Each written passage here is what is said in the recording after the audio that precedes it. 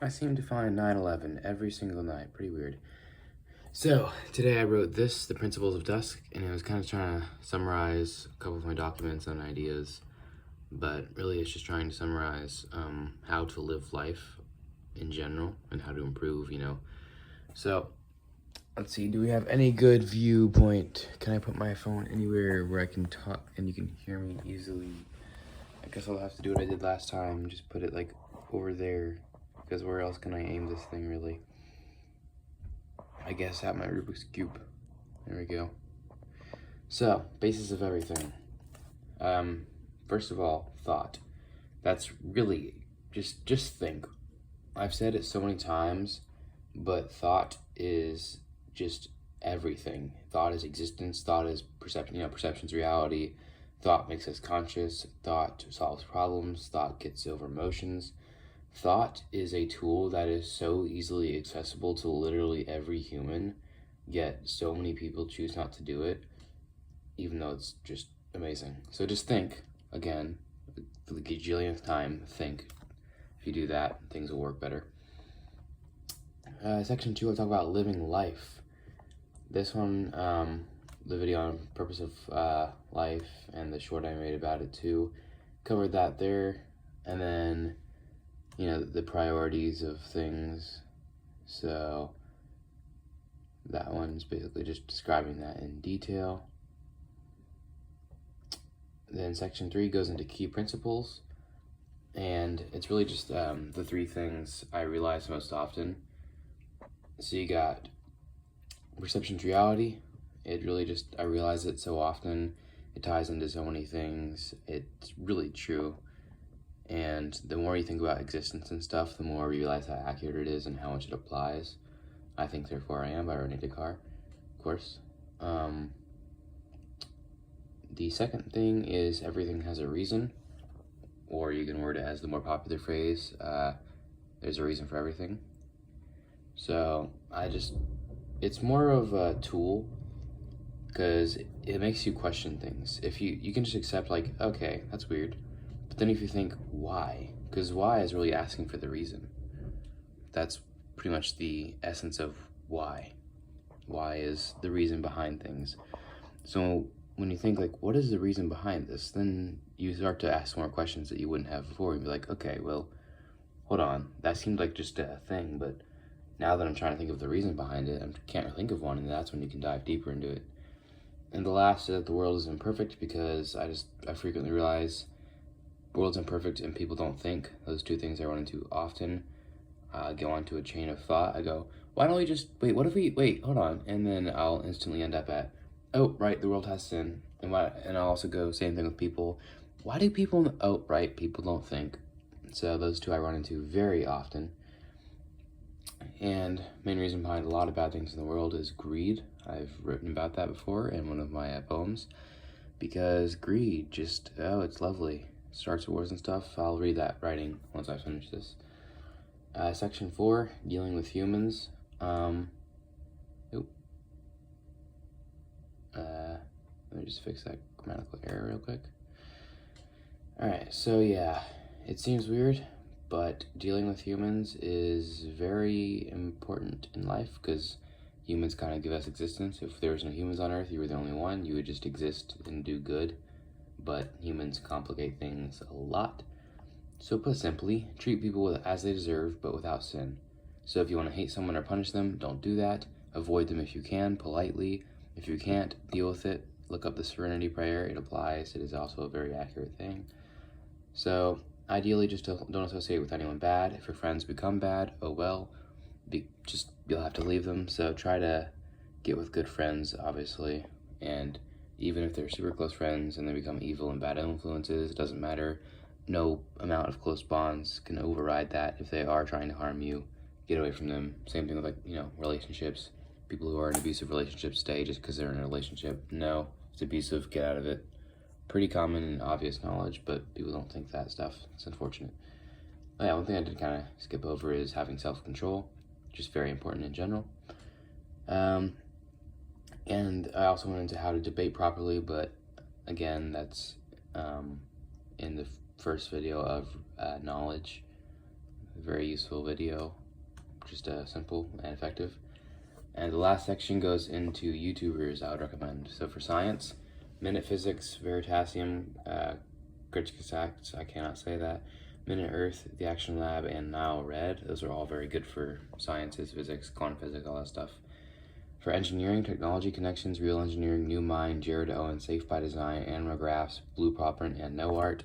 I get to show you. All very good. For etymology, just Etymology, Narrative 1011, and the Lingotter. And then design theory really just, I'm binge watching him now because he just really helps you understand a lot of things. Vsauce, you know him, you love him. Same thing with CGP Grey, hopefully. Think Before You Sleep is more political, but he's informative because I have certain beliefs based on Christianity and based on, logic, and he just kind of gives me information on those things, so it's just useful.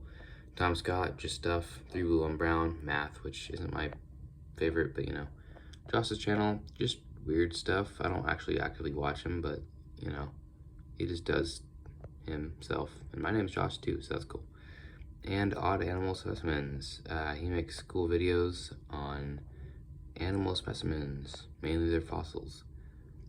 And that document would also help if you want to be more like me, because it's being me.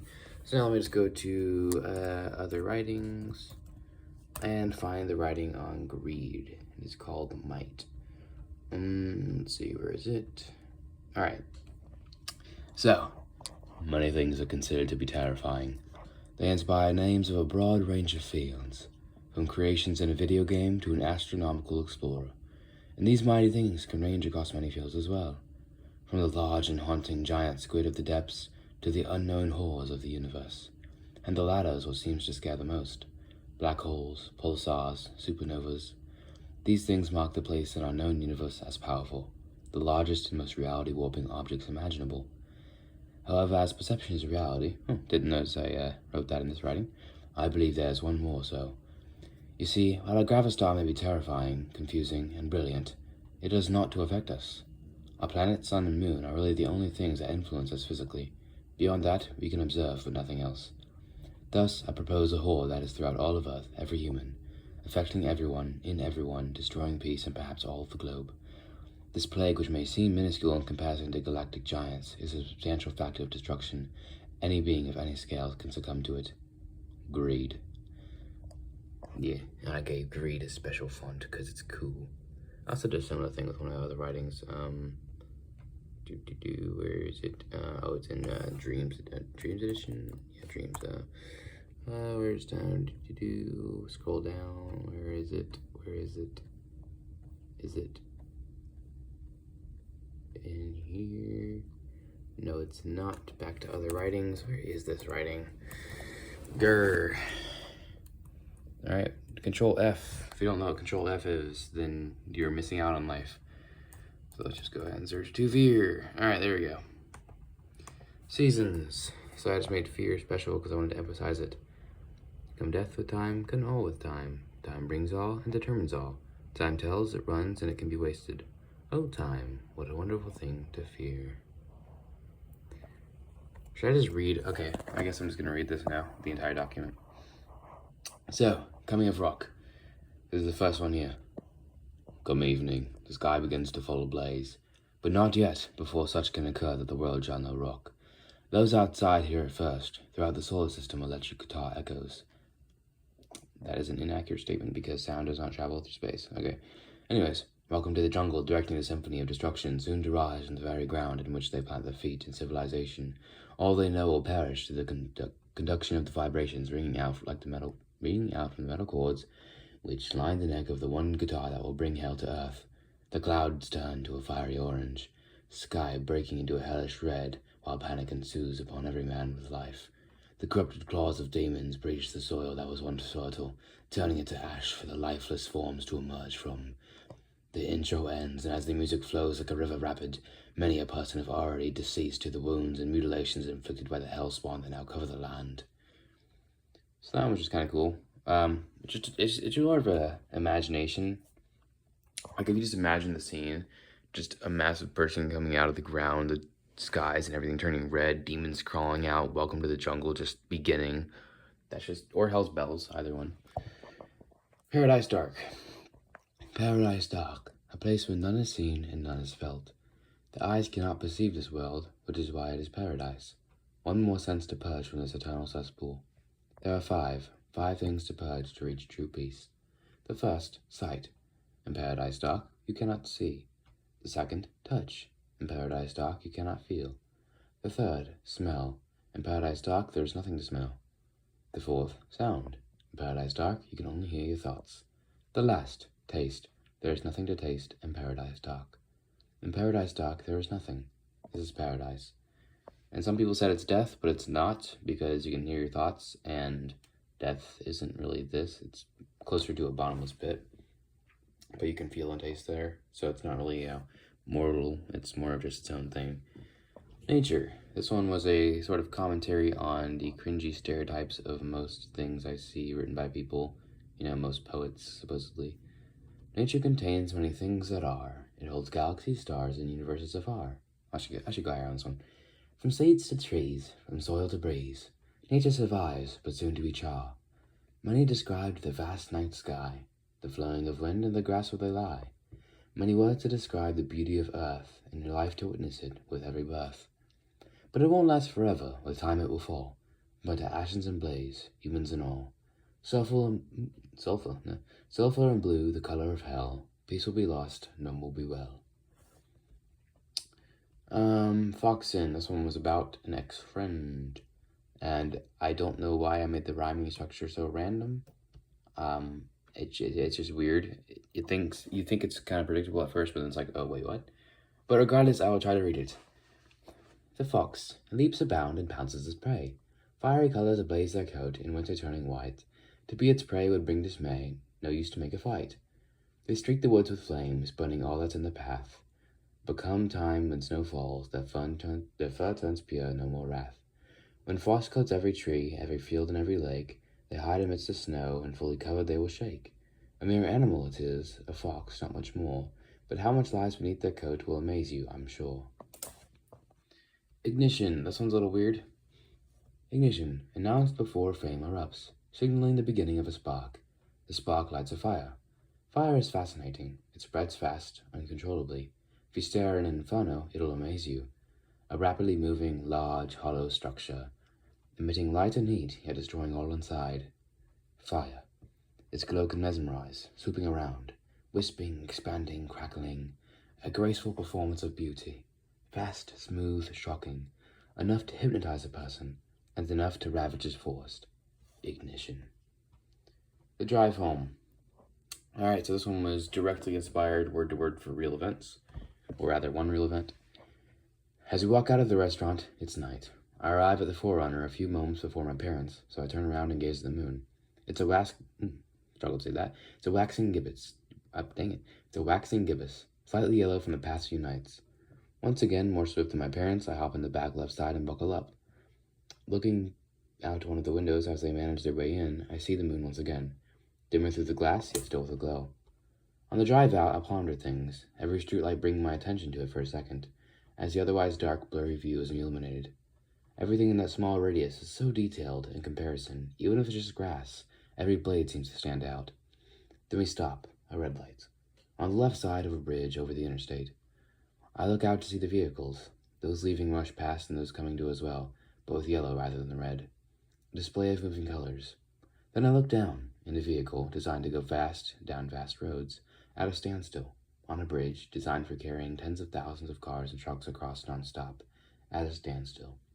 I can see every crack and ridge in the road, which typically appears as just black with lines, is now a portrait of weathering and wear.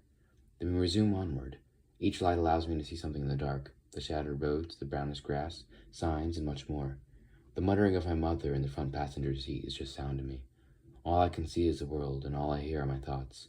You may envision this from the perspective of me or beside me, but it is truly impossible to describe with vivid words how clear each lit area looks. The imagination is unable to create images clear enough. I imagine what words I'll use and how I will write this as well. These words are being created as I'm describing the scene in which they are inspired. A fascinating thing it is, the drive home. So yeah, Submerged. This one was a writing that I kind of intended to be an analogy slash metaphor for life, but it just never ended up being that, and I just kind of dropped it. So it's really just kind of a weird, poetic, informational, and how the ocean works. Continuing, the sunlight of Saturday. Okay, so I don't know if I should do British or American here. The sunlight of Saturday. On the break of the 8th hour of Saturday, 2018, the eyelids of my youth body slowly come to detach. As all I see is a blur, I can think for a moment. It's Saturday. I'm aware of what's to come for this day, that I'm able to see the light coming from the cracks of my window blinds. The warmth of the spring sun infiltrates my room as I lay, still. Joy, for soon this day will be filled with laughter and excitement. The white aura coming from our window signals this. It's not like the sunlight of any other day, it's the sunlight of Saturday. I long for these days, days of no responsibility, days of joy, friendship, fun, excitement. The most thrilling thing could be getting on the trampoline with your friends, going outside those days after breakfast to ring your friend's doorbell. The sun hasn't quite risen above yet, it just fills the rifts of tree branches, casting a brilliant shadow upon us. What lovely days these were. Italy. Alright. Okay, do I want to read this one? No. Vision. Rivers of blood on every surface, leading to the pits of despair. These pits expand and contract, an almost biological terrain feature. Constant floods washing the foggy atmosphere clean. Beneath, a shade, dark and swooping like a puma. And the sky hangs low, frequently closing off to prevent the incineration of this land, or rumble from the ground caused by the tension of the region. This place resembles an alien planet, but it is only my eyes as they weep and tire. Valentine's. This one was a mockery. Icons of the holiday. Perishable pretty plants, somewhat sweet snacks, as a demonstration of love. Ironic, given how such lacks in material possessions. And if the matter were of the thought, why did you not think it before? Why must you have a day designated to think that thought? Quite foolish. Might, that's the one I read earlier. Silence. The sound of my keyboard disturbs it. Perfect silence is impossible. My ears make noise on their own. It's subtle, but noticeable. I enjoy the silence. It's almost surreal. It inspired this writing, as it is silent. Each line I pause to allow myself to experience it again. Oh, a car drove by in the distance. And now a car door shut. An engine. So much to disturb the silence everywhere. It's like, and synonymous with, peace. The world can have peace if everything is still, yet the amount of disturbance is beyond count. Everywhere all the time throughout the universe. No vibrations, no chaos. Chaos, what the hell? Silence is peace. Shadows are dark. Alright, so this one's also inspired by the same person as Foxen. Her name is Shadow Fox, after all, on Discord. Shadows are dark. They're the result of light being blocked. Shadows mimic whatever blocks the light. They are merely a projection of everything that blocks light. A shadow can't be bright. If it were to be lit, it'd no longer be a shadow. Shadows can only exist when light is blocked and go away when illuminated.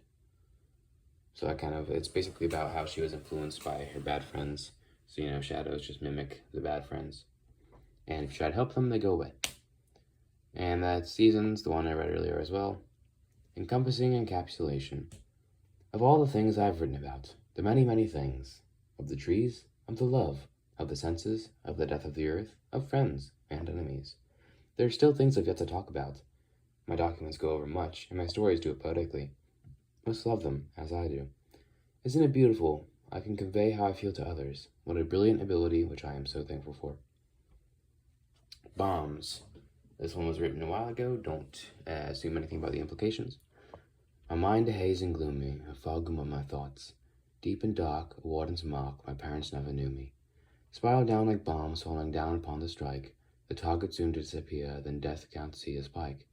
Diving deep, a delve of pain, never before seen. These noxious, deadly gases, wiping hellish, doomed worlds clean. Brief reflection. I've talked about the moon, the sun, stars, and sky. You and me, and Earth. I've talked about everything with beauty, everything that fascinates me. The world. The world is all, every man, soul, and thing. The world is none, a speck of the universe. I am all, the only thing my soul controls. I am none, one of 8 billion. Of all, where does none belong? Alright, now let's do dreams. So I've read one of these. I'm just gonna look for the ones that are less romantic and more interesting. Oh wow, getting reminded of a lot of these. I mean, most of these are romantic because that's the idea of the document.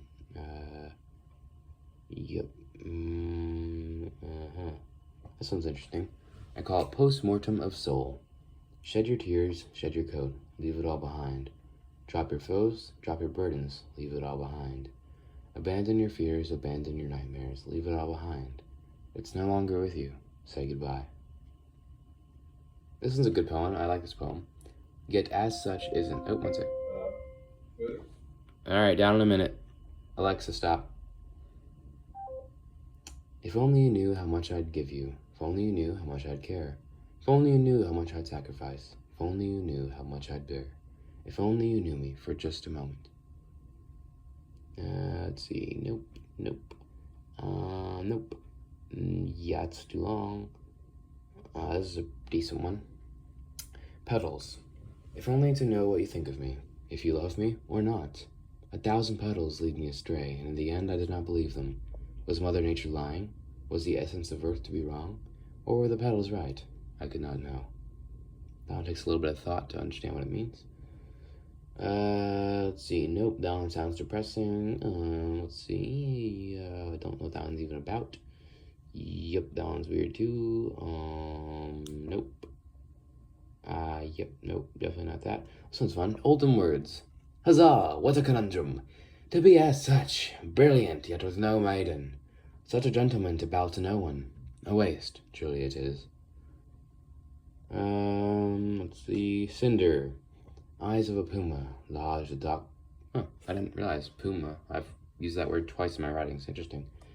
Eyes of a puma, large and dark pupils looking deep into my soul. Yet peckish lips, flourishing in charm like a young playful dog. Hair streaking the moment with even strands, descending from her head. Body of an angel, sleek as a knife and smooth like the butter it cuts. By the way, that is like probably my most favorite line I've ever written. Like, sleek as a knife and smooth as a butter it cuts just sounds so cool. All coming together to light the scene ablaze with a fury. Down they burn, crumbling by her magnificence. And I lay, scorched. Let's see, that one's weird. Incineration. This is inspired by the same person as the one I just read. Oh, how the ashes fall, to the ground like petals. The smoke rises like buds, the fire spreads among fields, like the pollen of spring. How reminiscent of the blaze of the very inferno to destroy us, to the life that pollutes our world. How close is doom to existence. How similar she is to the devil, beautiful and brilliant. Yeah, this one I don't even know why I named it Kingly Reminiscence, but it's about a dream. Yep, that one sounds depressing. Same with that one. So here are the reviews of this document, mainly the romantic stuff. These poems are absolutely gorgeous. The ones talking about this unknown person, completely stunning. I respectfully admire people who can put together such masterpieces. I'm trying to find clever words to express my admiration for your wording in them, but I could never come close to how you could. Wow, how I see you, you were meant to be a famous writer of the past. Love that line. This person said, "Aw, out of all the people, I wasn't expecting you to write something so heartfelt about love, though I did get a bit spooked when you started talking about atoms. Thought there'd be a bombing. Another thing is I loved how you expressed that love can't be shown only through words, but it needs to be through actions. Also, I never thought someone could write anything about newborn's flesh and have it be wholesome. Overall, 10 out of 10, very wholesome, was immersed in no terrorism. These are so beautiful. Every word is so artful. Each sentence flows. The imagery is unlike anything I've seen for a while. I like to write about emotions in my poems too, and you're one of the biggest and most recent inspirations to me. Truly, they are so beautiful and such an inspiration. Never before have I encountered so many beautiful ways to use words, especially since I love to write poems with a touch of romance. Your poems feel like they match my energy so perfectly." And this person was a little more chaotic. "Mr. Brother, man, if you don't print this stuff right now, why are you so good at what you do? This is insane. You're talented AF. I love your work. I love it. And it resonates with me. I felt it in my soul. Thank you for this. Get out of here, bro." And then the rest were just kind of single lines. So that's the Dreams document and Other Writings document, which you can find and a link in my channel description. So yeah, this was surprisingly long. God bless you. Hope you enjoyed. Hope you learned something. And as always, adios, mi amigos and amigos.